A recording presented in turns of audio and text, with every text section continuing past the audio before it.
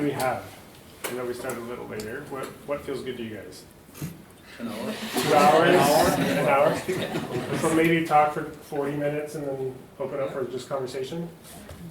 Is someone close enough to that thing that you can pull that around so I can see how much time we have? How many people does it take to set a timer? We'll roughly do that. Thank you for that. I recognize some of you guys. Thanks for coming. For those of you who I know, and for those of you who don't, it's nice to meet you. I'm looking forward to a talk from the heart. I don't really know how it's going to go because I'm going to try to engage in things that I don't normally talk about. And the territory doesn't lend itself well to language. I think language in some sense starts to limit the territory that I want to try to go into. But given the invitation to do a talk from the heart, I thought, well, it's probably worth trying. You guys game? You don't have a choice. I think it started for me maybe a little bit before the ship experience, where I took a leave from Stanford, spent 6 months. My family came with me, 30 countries on a floating university with faculty and students, and it was a chance for me to start to ask the question, you know, I've been building the D-School at Stanford, what about the rest of the world? Because our best answer was, well, come to Stanford. That didn't feel right to me. Like, how do we help people unleash their creativity where they're at?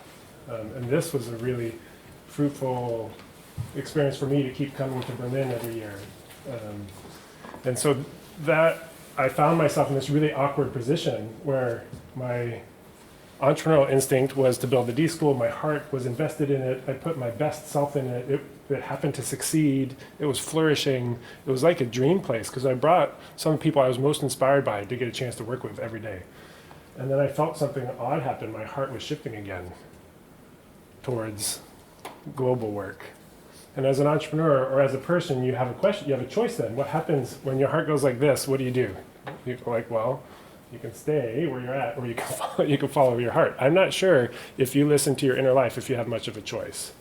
And so that put me in an interesting position, and an interesting position for my team, who had come and we were working together. And it wasn't, I think any transformation or any change isn't very graceful. There's poetry in the idea of change, but I think it's clunky, no matter how you do it. So it was awkward for me to try to find a way to reshape my attention and my role and my team to adjust. But as soon as I shifted my attention to global work, it threw me in a bit of a crisis on two things. One, most people thought the global work was create more D-Schools. If you want to have more D-School impact, make more D-Schools. At one level, that was already happening. And that didn't feel to me to be the question. The question for me was, is it possible to unleash the creative potential of every human on the planet? Which is almost an absurd statement to even ask that. But if you say that, it forces you to think differently about how we even support people encountering their creativity. Workshops and classes and in-classroom learning and all those things are really, really important, but they're not as accessible. And online learning is really accessible, but it's not as experiential. So there's this big gap about how people learn in the course of their everyday lives. I love that we already have beers here, by the way. If anyone just needs to get up and go get a beer, just go get it and come back. But it created a gap. How do people learn in their everyday lives? So that's the adventure I started on. And two things, we were running experiments, and I think it's been about 3-4 years now. Some of you guys have participated in some of the really rough early experiments where we try to see if people can learn from the world they're in as opposed to in a classroom or online. But I think we've run them in maybe over 30 different cities and over 20 different countries. And I was in Beijing with part of my global team. And she was one of these people who has unique insight into people. Like most of you have special sensitivities, whether or not you lean on them or not. She could sort of see that there was some misalignment in me. And I had only worked with her a few times, but she had the courage to say, what's wrong? And I'm like, what are you talking about? And it led into a conversation, and the takeaway was, it ended up in like, I think it's called the Futong, it's like the old part of Beijing and you're in the little alleyway, and she goes, your global work will grow in proportion to your ability to grow as a person. And you have blind spots, you don't really know who you are. So you can't keep traveling to try to find that. And so that was the first crisis. I'm like, shit, who the hell am I? And then but I would make, maybe I'll say, my suggestion might be, or hypothesis is, I bet anything that you do, your work, your projects, your relationships, your daily experiences will grow in proportion to your capacity to grow. And we tend to put all our energies into work and not necessarily here. So that's the first thing that I want to walk you through some of my experiences. The second thing was, what is creativity? If you want to unleash it on everyone, what in the world is creativity? Any hunches on what creativity is? Because we thought it was about innovation. We need to make innovation happen over and over again. And that's what businesses are asking for. We're like, ooh, if you look into that, design thinking is a way to make innovation happen. And if you look into what design thinking is, it's about unleashing people's creativity, which leads to innovation. Then you can say, well, what is creativity? And you can, depending on how deep you want to go, that's a pretty deep rabbit hole. Those are the two things I want to walk into. My hypothesis for what creativity is, what I experienced as a parent of 3 boys, in my experience at the D-School for over 14 years, and my work around the world, is I think creativity happens when you finally give yourself permission to be just who you are, and don't try to be anything else. And do that in a fuller way. And then the more you can hold a wider space as you are, something magical flows to you. That's, to me, I think, what creativity is. So then there's these 2 questions. How do you venture into the unknown, and how do you be your true self? So that's the territory I want to enter. You think we could do it in like 34 minutes? Yes? No? Okay. I'm gonna ask some questions, and so if a piece of paper and a pencil or pen might be helpful if you don't have anything to write on. If you want some, we've got some here. Just pass them around.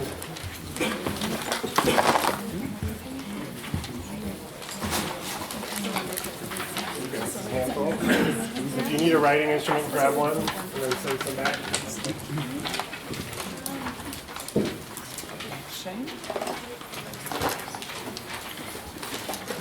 So I think the thing that I want to sort of maybe throw out there is, if creativity, if what your goal is to sort of be more and more creative in the things that you venture into, then how do you pick your path, and how do you continue to do the work of being more and more of who you are? Anyone figured it out yet on either? What's that? Same. Anyone figure out how to make sure you know you're on the right path, and how to know who you are? No? You have. It's actually when I'm connected to my heart. Ah. And when I have kind of tears of joy in what I'm doing, and I just know that it's right, I'm not thinking about it. Ah. So when you're connected to your heart and you're not thinking. When I tell people about it and there's no tiny voice in my head telling me that I'm lying. When I tell people about it and there's no tiny voice says I'm lying. And, yeah? And maybe if I feel led and not pushed. If I feel led and not pushed. These are great. Maybe to get into other situations or environments in which I kind of behave differently and therefore get like a outer perspective. Sometimes you have to change what you're experiencing to get a sense of like, ooh, I'm a little bit like this. I'm not like this. I think there's something really interesting about consciousness is I don't think it can see itself except like in a reflection of others. Anyone else? Okay, so let's start. Yeah. If I experience new things every day, I think I'm doing the right thing, and if I can give something of these experiences to other people, which don't affect them in a bad way, I think that this creates something good. So if I experience something new every single day, and if I can share and give the others what I'm experiencing, and doing something good. Yeah. I think it's difficult to say it about the average because people with ADHD, they are constantly creative, much more than regular persons who are thought to be normal and not have ADHD. Yeah. So hard to say. I think this is one of the really tricky things. I don't think there's an answer, the same answer for everyone. So let's, yeah. I want to connect to the person who was referring to the heart. Yes. I think when you do the things you want to do, disregarding what other people expect of you, and I think that's sometimes really difficult. Yes. Do you think our culture, our business, our families, our education system supports that? No, right? No. I think it's excessively hard.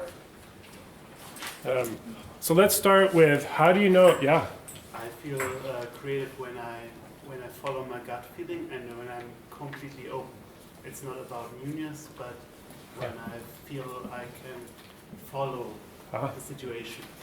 When you act on your gut and you're completely open. Yeah. And feeling the freedom to stop at any moment and go into a completely different direction. Let me ask a question. How many do you feel that you know for certain you're on the right path for you? Okay. How many of you are sort of sure? How many of you still have no idea? Yeah. Okay. So I want to let me start with. Do you guys know Joseph Campbell? Yeah. He studied like all of our cultures and all over the world and all of our mythology and wrote a book called like The Hero of a Thousand Faces. And he says a lot of our human wisdom about what it means, the archetypes about moving through life, are captured in our mythology. There was a great book, where it's sort of a compendium. He writes books this big, so it'd be a lot. But there's a short book that sort of cherry picks. Here's a story from one of his books. This is one possible way to think about how you know whether or not you're on your path. And then we'll get to how do you know whether or not you're being you or someone you think you should be. So on your path. So in the story of Sir Galahad, I want to click so you have an image.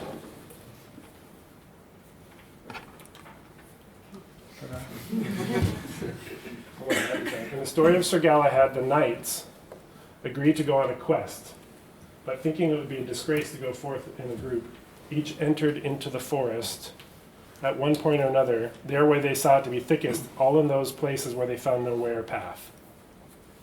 Where there is a way or path, it's someone else's way. Each knight enters the forest at the most mysterious point and follows his intuition. What each brings forth is what never before was on land or sea, the fulfillment of their unique potentiality, which are different from anyone else's. All you get on your life's way are little clues. In that wonderful story, says Joseph Campbell, when any knight sees the trail of another, he thinks he's getting there, and starts to follow the other person's tracks, and it's at that very moment when he's utterly lost. Which I find so fascinating, because I think our culture, and even design thinking often, suggests that there are paths that we know we should follow. This is what it looks like to get a career. This is what it looks like to be successful in education. This is what it looks like to pick a job that is going to earn you money. This is how you find a good relationship. There are all these patterns that we're supposed to follow. But if this is maybe an ancient way to know whether or not you're right path, what are some of the things that it tells you about how you would know? Where would you enter? Where would you start? Do you guys remember, where did the knights enter the forest? The most mysterious point. So think a little bit, like, in the things that you're facing right now, what's most mysterious to you right now? Not the thing you're most certain of, but almost the opposite. What's most mysterious? Individually different. That's individually different. Radically individually different. I'm literally asking you, think a little bit in your own life.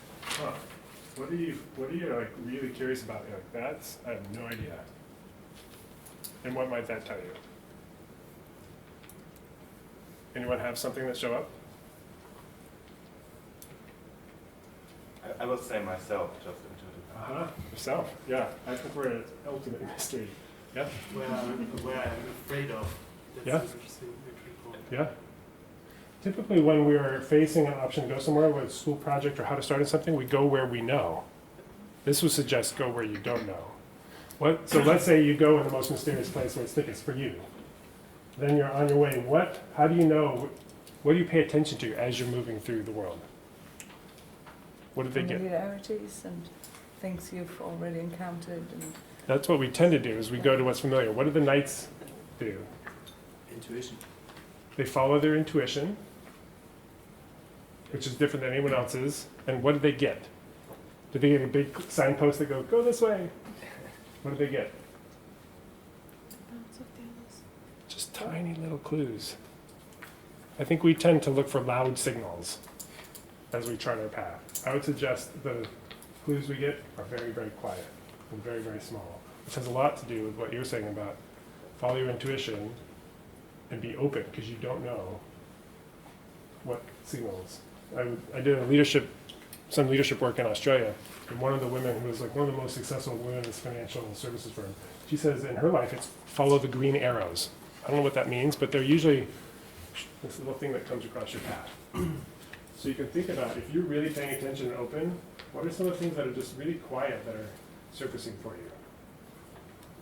I would pay attention to those. So go where it's like most mysterious, follow your intuition, and then pay attention to just the littlest of clues. Yeah. and be quiet yourself sometimes so you can hear them. Yeah, I think this is really hard in a world where there's options to do lots of things all the time. There's stillness. I was at a TED Global sort of special lunch, and there was, I forget the guy's name. He's like the French translator for the Dalai Lama, and a monk. He was researched as the happiest man alive because he's done like 30,000 hours of meditation.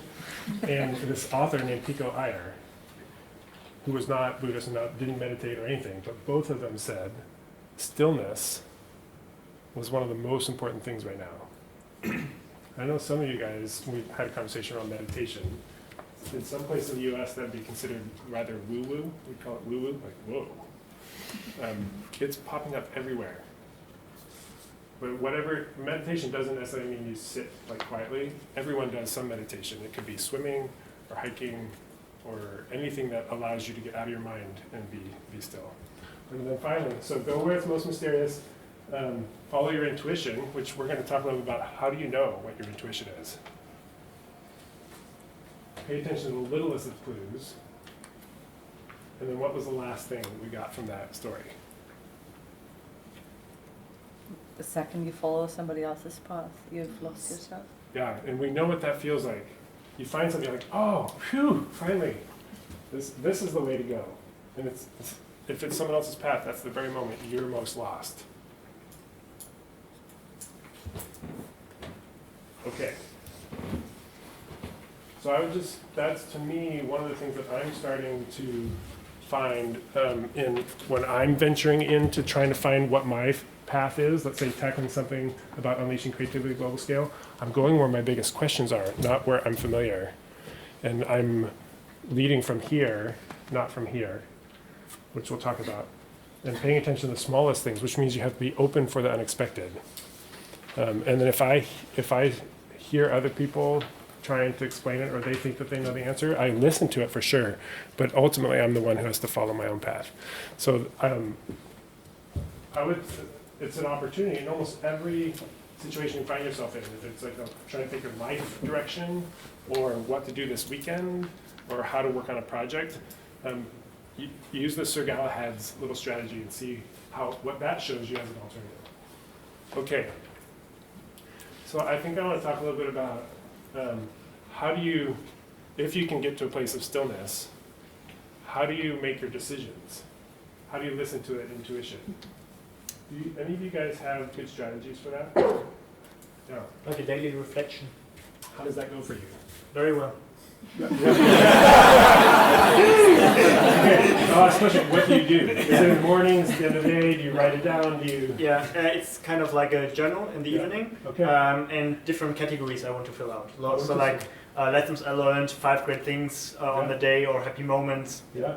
So like reflections on things you learn, and even appreciations, we know how important that is. Anyone else have strategies to tune in to your intuition? I actually do like kind of the same thing. It's called a Jahresweise. I don't know the English word. Where you have like one sentence for each day, and then you can compare it to the sentences you filled in 5 years before. And it's really interesting to look back sometimes to know where you want to go. Yeah, interesting. Singing. Singing. I think I have 2 kids, so when I put them to bed, and the younger one, she's only 1 year old, so when I walk her to bed, I always sing the same mantra song, and the mind just flows, and everything just flows. Yes. Before you're so stressed and you think, so 100,000 things to do. Yes. But the thoughts just come, and the best thing is to have a piece of paper somewhere available. And then, once she sleeps, boom, there's my next action list. I love it. Like the best way to plan your day is sing your baby to sleep, and then have a piece of paper next to you. It's probably better than almost any other one I've heard. A combination of those things I would say is get in your body is one of the best ways, which is not how we teach our kids to figure out what to do. Breathing is a good way. I hope we're all breathing. What do you mean by that? Breathing. Yeah. You mean just literally like slowly paying attention to the breath? Yeah. Paying attention, consciousness to Yeah. the breath, and there are several breathing exercises you can do. Yeah. Combining also with walking. Yeah. I like. Yeah, that's great. Breathing and walking. Yeah. I really like meditating, but you don't really like. Sometimes I would sit down and meditate, but other times I just try to focus on the moment and the sensations I have in my body. Yeah. Kind of to really feel like this is now. Yeah. And to stop thinking about future past. Yeah, awesome. Pay attention to senses and sensations in your body, which I do with my kids. Like when they're spinning in their head, I'll say, "What do you hear? What do you feel? Do you feel the breeze?" I'm pulling them into their body in order to get out of their head. Yeah. My experience in meditation is that when I focus on an object, whatever body object it is, after a while insights just come to me, and then I focus back on my body. Yes. But the insights come, and after the meditation, I just have a new direction. I love it. Yes. We can keep going. I love that you guys have strategies. So these to me, when I made the big moves in my life, like to go from a startup to venture capital, to go from venture capital to the D-School, to go to the D-School, to do D-Global, I definitely made those decisions here. And one of the interesting questions is when you make daily decisions, where are we? And if you had to decide, when we usually decide what to do next, my hunch is most of us are thinking our way through. If you think about how we're educated and how businesses make decisions, like if you want to venture into new territory, what do you have to give like your boss in order to go to new territory? You have to give them a rational plan. Here's what I want to do. You have to think it all through to make sure it makes sense before you get the budget. There's research that says if you ask, well, I'll flip it around. So here's a research experiment that was fascinating to me. A group of people were brought in, and in this room, in a separate room, it was filled with art. And there's 2 different kinds of art. There was the kind of priceless art that would be hard to explain, but you felt. And then there was like the kind of art that you could buy, like a motivational poster, like if it's worth doing well, right? With a little kitty cat trying to get out of a. Right? Those are roughly the two kinds of art. And people were invited in, and they said, okay, half the group, okay, go in, pick the art that is most valuable and meaningful to you, and walk out that door. And the other half of the group said, go into that room, pick the art that's most meaningful or valuable to you, and go out that door, and on your way out, explain why you made that choice. And almost consistently, those who had to give a reason for their choice chose the worse art, which was less valuable, less meaningful to them. They made a worse decision for themselves, but they could give a reason for it. The other art, all the ones who didn't have to give a reason, picked the one that was most valuable to them, and they just walked out. Because it's hard to come up with a reason for why did you pick that thing. It's like, I can't even explain it. which was really provocative in terms of how do you know you're making the best decisions?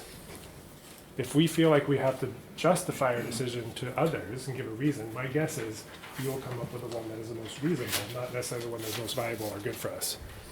And typically, we're the biggest censor of that.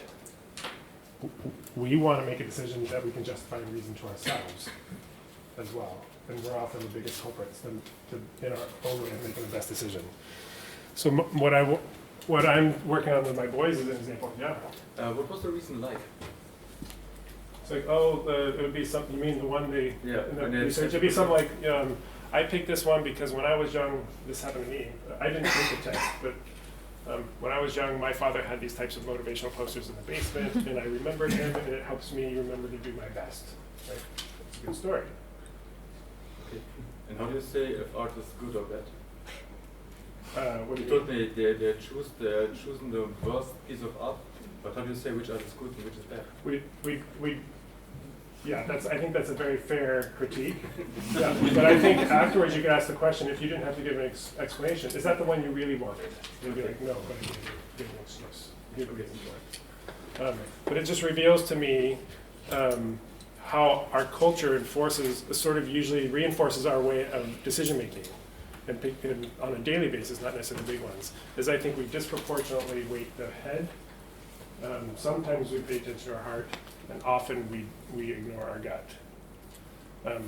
My hunch is most of our culture is enforced this way, and we live in misalignment most of the time. So you can think for a moment, where in your life right now are you experiencing something where you're getting mixed signals from your head, your heart, and your gut? Anyone have something that comes to mind? Oh, what I can't get out of my head right now is that sometimes your gut feeling points you to a bad habit. Uh-huh.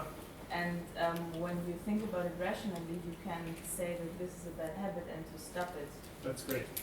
So I think there's something really important here. Is if you're going to learn to make your decisions from a deeper place, like it's more of a instinct, let's say. There's a good instinct and a bad instinct. I don't know if those labels are even helpful. And this is where your inner self-knowing is really, really important. Some of the unhealthier instincts are ones that come from fear, like past trauma, something that happened to you in the past, the story you told yourself. You'll have a strong instinct. But that often, if you act from fear, for example, you may not be acting from the healthiest place. There's another instinct that is often healthier, and that is if you're clear, you're not acting out of fear, you're not acting out of some past story, you're acting right here in a whole place, that's one that I think you can trust. So to me, there's side-by-side work of doing your inner work of knowing yourself and sorting those things so that you can make a clear decision. I think that's a great instinct. What I've found is there's this book called Incognito by David Evans, I think. He wrote a book, and he said, we think our conscious mind, or what we're learning about the mind, it's sort of like a Copernicus moment.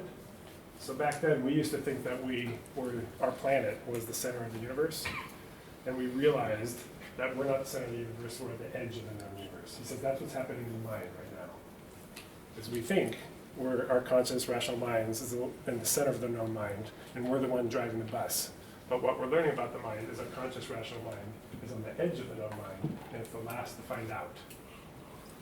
Like, what does that mean? And its job is just to come up with plausible stories of what you already know.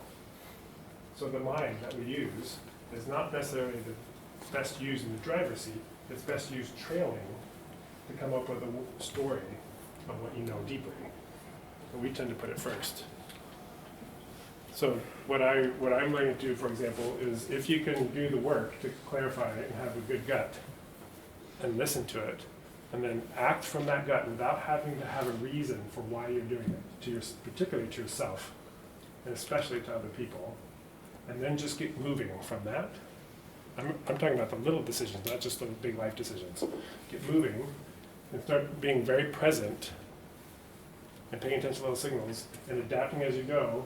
Then as you look back and maybe have a practice of reflection, you go, and then your rational mind kicks in and comes up with possible stories. Maybe it means this, maybe it means this. Then one of them will stick, And then that's your good justification. And that's what you can tell people about why you do it. But it comes later. So make sense, so act on your gut, get moving, and make sense of it retrospectively. For those of you guys heard Steve Jobs' commencement speech at Stanford, he says this: follow your heart. Somehow it already knows what's best for you. You'll only be able to connect the dots looking back. So I think we know this anecdotally, we know this in big sense of our life, but I think we still tend to steer our daily decisions, our projects, our families, our work projects upside down as opposed to bottom up. So I would, in addition to like the Sir Galahad story of how do you know you're on the right path, in terms of your daily decision making, I would challenge you, find a practice for yourself that allows you to tune in here. And it usually means getting in your body, grounding yourself. If you're not outside, it helps. Like, it's amazing being in the mountains, literally. I'm grounded more than in tall buildings in the built environment. And then how to practice to figure out how to tune in. And it may be meditation, maybe running, and maybe something else to get you out of your mind. I'll just share one that I've been experimenting with beauty recently. I have multiple therapists. One of them, he's a Jungian analyst, Carl Jung. They spent 10 years with Joseph Kembel. And a lot of the work a lot of our knowing, which is down here, doesn't come in language. And so if we use language, often we're blocked from it. So it comes more like sensation or like reading a weather pattern, or it can come in imagery. And it's fascinating. I remember as a kid, I was always drawing. And so a practice I've been doing just the last week and a half, is to still myself, create a blank white room, and then see the image that emerges, like literally invite an image, to try to tune into the deeper flows. So if you imagine everything's like there's flows within you and big flows outside of you, if I could sort of try to tune into that somehow, usually an image pops up, and I've been drawing one every single day. And it's fascinating. I'm trying not to interpret it, but here's one. It's I do this in the morning, and I'll go through my day, and it's fascinating for me to just feel. In some sense, it doesn't necessarily give me a reason to do anything, but as a way to hold myself throughout the day. Like holding something precious, who knows what's happening. This is the next day.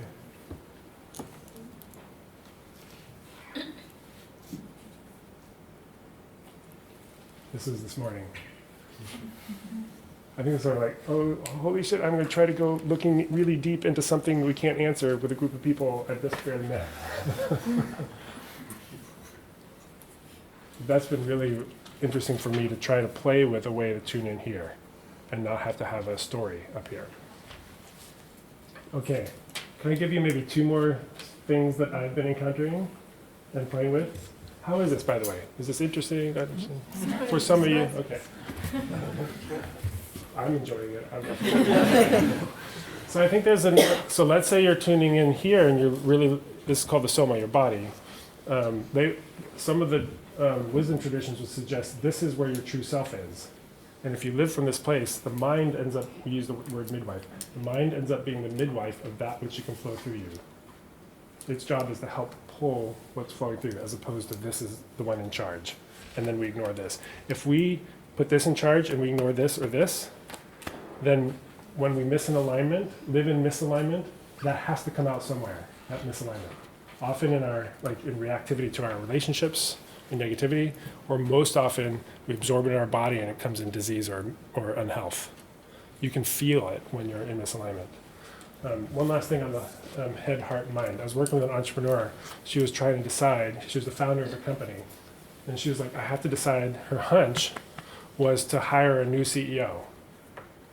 But she wasn't sure if she should do it. So I just asked her, what does her gut say? What does her heart say? What does her head say? I used to think that each one gives a different answer and you have to just at least read them all and then decide. My current thinking is I don't think each of them answer the question. Because then you're just in as big of a trouble. It's like, well, which one do I listen to now? She said her gut says, I should hire this new CEO. Her heart said, I'm worried about the culture of the company. Her head was just like going back and forth and spinning. Right? What about this? What about this? What about this? And that's what my current thinking is, this gives you the answer. This gives you what to be sensitive to when you act on your answer. This gives you the justification for your answer. So I don't think these give you all give your answer. But this was, yes, you should change hiring a new CEO. This was, while you do it, pay extra attention to the culture, and then we'll have some story later. Sorry, could you repeat that with the heart?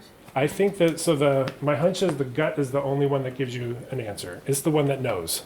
I don't think the others know. I think the feelings, your sensitivity, your heart, is, because it has that sensitivity, it's telling you what you should be extra sensitive about when you act out your answer. So her feeling was, I'm afraid the culture is going to be impacted. Well, if she didn't tend to it, it would be. But if she tended to it, maybe it wouldn't be. So the heart would tell her what to pay extra sensitive attention to. Okay, so what do you do with the mind? And I think for those of you guys who do some meditation, you know we're not our thoughts and our feelings, but we have a lot of them going on. Thoughts and feelings, thoughts and feelings. How do you sort through those? One of the first things, I'm going to give you 2 things that changed my life.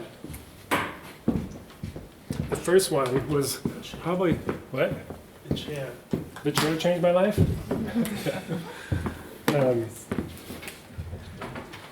So often I think we live in the jumble of our thoughts and our feelings. Even if we're not tuning into here, we live in the jumble of our thoughts and our feelings. And I remember halfway through the D-School, it's like a startup. You're doing a lot, and I was trying to figure out how do I stay healthy and lead the D-School. I was like, should I go swimming? I shouldn't go swimming. I have a lot of work to do, and my team is working hard, and I'm expecting them to work hard. I shouldn't leave at lunch to go swimming. It was a mess. And we have a therapist on staff, or had a therapist on staff at the time I was sitting with him, and he pulled out another chair. And have you guys done this exercise? He says, okay, start talking. Some of you have done this? So start talking. I should go swimming. And as soon as I said no, but that's another voice. He said, switch chairs. No, you shouldn't go swimming because you're asking your team to work really hard. It'd be good for my body and I can make better business decisions. Yes, but if they see you leave, then they're going to go leave. Right? See what's happening? All of a sudden, that jumble of voices gets separated into 2. And I can see that there are 2 voices. And then I can start to decide, well, which voice do I want to listen to? Which one's good for me and which one's not good for me? And I chose this one. So that was really helpful at the moment. If you need 2 chairs, I would do it. My hunch is we have a lot more chairs inside. And so that same therapist of mine, the Jungian analyst guy, he introduced me to a concept called the committee. Have you guys heard of something like that? Okay, yeah? Yeah, I think you have like a committee in your mind and you pick the role models that you admire. So maybe it's That's a good one. That's a great modification of it, yeah. So yeah, if you admire Mahatma Gandhi because of what he did, or other people, like maybe your mom or your sister or whatever, then you could consult the what did you say, committee? Yes. And ask what do you think about it, and each person would probably give a different answer. Yes. But it would be very insightful. So here's an example of you have a committee in your head, but in this example, you're appointing your committee by people you admire. I think that's a great technique. I would use this technique, the one I was introduced to is use the technique, you have a committee. You don't have to appoint, well, appointing one would be helpful. You have one. And it has many chairs and memory representatives. Some of them are your voices, some are voices you've taken on, like your mother's voice or something else. But you have a committee. It's a way to get to know who you are, to know your nature, as opposed to fight your nature and be divided amongst yourself. So he would say, so this guy said, typically we have this whole soup going on through us. Hope, thoughts of hopefulness, oh, I hope that's going to work, and fear, oh, that's not going to work, and courage, like, I think I can do this, and determination, and jealousy, and all these things. And we in the West would have them all like part of us. Now apparently the Greeks would put characters on these. Like instead of a small j for jealousy, they'd put a big J for jealousy. And it was like a character. Small h would be something like that. A big H, hope, was a character. They characterized those. And so that if you think of them as characters in your committee, then those are all the different dimensions of you. And they're all active. And you're not any of them. Well, you're all of them, but you're not any of them. Your job is to hold committee.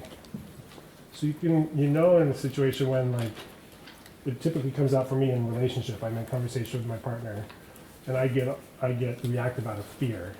And it just takes over the whole system, and I start saying things to her. And then we get in this fight and this downward spiral. Or my mind just starts spinning and running into different interpretations. Like, she said that, I wonder if it means this, or I wonder if it means this, or maybe we're not going to do that. And that takes over, and then that shifts our whole conversations. And I'm not aware of any of it. So this guy introduced me to the concept of committee, and I'm starting to learn all the different dimensions of myself. So he told me, he called my mind my Ferrari driver. It's like, it's really fast. I'm not saying anything about mind being faster than others, but the mind runs fast compared to the heart. And it uses words, and it's running scenarios. And so now I'm learning. If I feel myself speed up, and I use more words, and it's running scenarios, I know I'm in my Ferrari, and it's off. And I can say, hey, Ferrari driver, I understand you want to know what's going on. Please have a seat. We're not gonna do that now. And I can move over to my heart and say, what do you feel? Or if jealousy pops up, and I get worried or jealous about something that's happening, I can say, I totally understand why you're afraid she doesn't like you anymore. Please have a seat. I hear you. Please have a seat. I'm not going to let you drive the bus right now. It's amazing, just by having that model for me has helped me start to learn a lot of the different dimensionalities within myself. And in some sense, give voice to that. I can acknowledge that it's there and give voice to it and say, this is happening. In many ways, I feel it more strongly, but it doesn't hijack the system and take over the bus. And then I can just sort of run committee. Yeah. And it seems a bit like talking about Joseph Campbell and the Greeks, like Yes. archetypes as well. Yes. They actually had figures Yes. that represented all of these things. Yes. So I think there's probably very archetypal committee members in all of us. And then I think we all have unique ones. And my hunch is to get to know yourself the most is to get to know all the dimensions of your committee. And you'll have committee members I don't have, and vice versa. That's what makes us magical and interesting. Like, we're a beautiful mess. And some of them are difficult voices, like they're reactive or angry or whatever it happens to be. And you can often, I think we tend to not befriend them. We will suppress the parts of ourselves we don't like, and then we're divided. And this has allowed me to sort of bring to light the dimensions of myself maybe I like or don't like, and say, oh yeah, they're a part of me. But don't let one override the other. And then you can start to sort out which are your voices and which are not your voices. Say, I'm not going to carry my dad's voice anymore, or my mother's voice.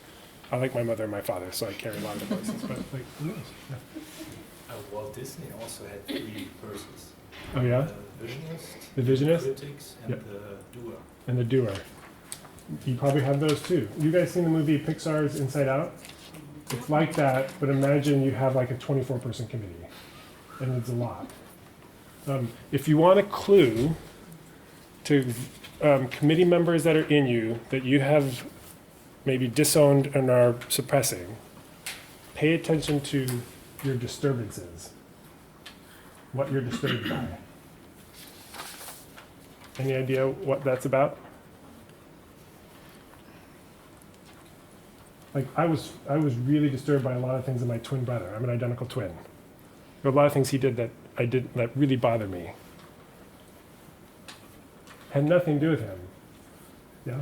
Maybe by your fears or traumas you experienced in your life? We tend to judge in others the parts of ourselves we have not acknowledged. Is the biggest one. Yeah. It's like in a good story that your the antagonist is like the window of yourself, or a mirror to yourself, and Yes. what you're fearing the most. There's some who say everyone is just a mirror for yourself. If you're disturbed by something in someone, chances are, look at what about that quality you see in them bugs you, because chances are it's a part of you that you don't accept or like. And so parts of my If I point a finger on you, 3 are pointing on me. back. This has been so difficult work for me. Literally, my twin brother, like, there are a number of things that really bug me about him. I realized I've been pushing myself away from him. So think about figuring out who you are. I had to really struggle because I felt like I was supposed to be like him. I look like him, I have the same DNA as him. So I pushed myself away from him to find my center. And he was the one where I was most disturbed by. I literally just went through an exercise of like, this bugs me about him, this bugs me about him, and I had to rewrite it this I see in myself, and I see this in myself, and I've had to learn to accept that part of myself. So I would say, if you want to start to really get to know who you are, if creativity is about being fully who you are, then paying attention to all the different things that flow through you, you can characterize them if you see all the different dimensions of it. And if you haven't identified something, paying attention to that which disturbs you and others is usually a good place to start to get to know yourself. So do you think it's possible to know, where are we in time? Just like 40 minutes. 10 more minutes, good? Sure. Okay. So one thing, this committee thing I found to work really well in conversations in relationship. Instead of saying, I am angry, say, hey, my committee member, anger is saying this, he wants to say this. For some reason, it allows communication to happen more openly, and you can really know what's going on inside the other and then in you, without it being you against them. I get a window into the other person's nature, and they get a window into me. So then I'll end on two things. One, if creativity is really fully knowing yourself, will you ever know? You know, what's that statement, know thyself? I don't know if that's possible. Because something about that statement feels like up here again, that you'll figure yourself out eventually. Every time I've done deeper work, I like hit a floor, I'm like, I finally figured it out. What happens? The floor opens and I fall into another cavity of unknown. I get to the bottom of that, and I'm like, okay, I finally figured it out. What happens? Because it opens into another floor. And a lot of people will say we're a mystery. So do the work. Know yourself. Go deeper and deeper. The more you uncover, the more you realize there is. And recognize that you'll never fully know yourself. And then what the hell do you do? I think it may be really hard to know yourself, but I think it's easier to be yourself. Are there situations in your life right now where like, that doesn't, I'm in a place that doesn't feel quite, I'm not being my full self here. That I think is a lot easier to acknowledge than to have an answer about who you are. So I would, as you move through your lives, whether it's on projects or in your family or in relationships or in your work choices, ask the question, is all parts of me able to show up? Or am I having to mask parts of myself? And if you're having to mask parts of yourself, ask why. Is it because you're afraid of other people, or maybe you need to change your situation? So this, I think, would be,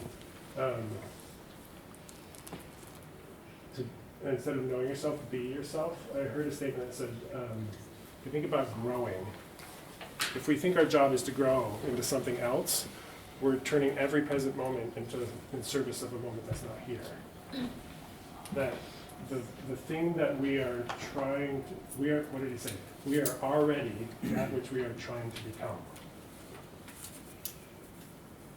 We are already that which we're trying to become. So my hunch is creativity isn't about adding anything. I mean, it's good to grow in skillfulness, like techniques and tools, but it isn't about adding anything. Typically, it's about removing things. The boxes you put yourself in, the stories you tell yourself, the expectations you think you or others have put on you, so that you can be just you in every situation. Yeah. Just an anecdote. Michelangelo, when was asked how he creates, he actually said he's just removing the superfluous, and he's just freeing the figure from the stone. Oh yeah. He's not really inventing it. It's just it's there. It's there. Yeah. That's a beautiful. I've never heard that connection. Steve Jobs would say, most people think design is an additive act. Design is a reductive act. You keep taking things away until you take one more thing away and it's something else. It's interesting to ask the question, does that work for you as well? I think we should stop and maybe just shift into conversations. Oh, 2 more slides? Okay.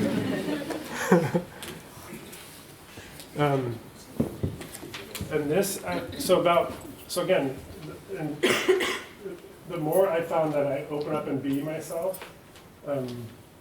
following my disturbances, shed the layers that I've taken on culturally and others, 2 things happen. One, and be more open in every moment, things are more beautiful. And I think sometimes we ask the question, what does it mean to grow? And what does it mean to live a happy life? And I think we've confused, what I've heard is I would say I heard a quote somewhere, we've confused comfort with happiness. Like we think when things are going well, it's good, and when things are going bad, it's not. And what I found is the more I've shed those layers, become more about who I am, so creativity can flow through me. It's not about things either getting better or worse. Things are getting wider. And so I have not been able to separate the experience of the more I experience beauty, the more pain I experience. And the more pain I experience, the more joy I feel. So my hunch, as an example, my father was diagnosed with cancer about 2 years ago, passed away a number of months ago. That was a profoundly difficult thing. The amount of pain and experience was unbelievable. But something about the ability to hold that wider experience. I also experienced some of the most beautiful moments with my father. Whether it's in a relationship or kids, my hunch is growth is not becoming anything other than you are. It's just shedding those layers so more can flow through you. Growth is growing in your capacity to hold a wider and wider experience of beauty and pain, of joy and sadness. And you'll experience more of that. And what do they say? The taller the tree, the wider the shadow, the longer the shadow. To me, as we grow, that's what's going to happen. Which raises a really interesting question. There's conversations. Is our world heading into a better place or a worse place? I think we assume it's either going to go this way or this way. My hypothesis is it's going to go the same way we grow. We will experience more and more beauty. And as we see more of our human potential getting better and better, we'll also see a greater and greater capacity for doing really horrible things. And so if you look at the world today and you're like, holy shit, I'm confused. Is it good or better or worse? Both. And then my hunch is will be both. Which I'm not sure what that means, other than I'm not sure what that means. Maybe we can keep the center of the gravity higher. I don't know. But I would be prepared for that. Because the more you grow, the more you show up yourself, the more beauty you experience. And the more pain you experience. But the capacity to hold on will grow. And if you can stay in that alignment here between gut, head, and heart, and be open, lose yourself in the moment, and don't stay up here, you can then be a conduit for all that can flow only through you and not through anyone else. And to me, that's what creativity is. And if you allow that to happen, and then you follow the path that only you can follow, then my hunch is you'll find the type of contentment that you want. And if we can imagine a world where everyone does that, then a team of everyone doing that, then what can flow through that team, or what can flow through this room, or what can flow through that company, starts to get pretty magical. Okay, I think that's the end.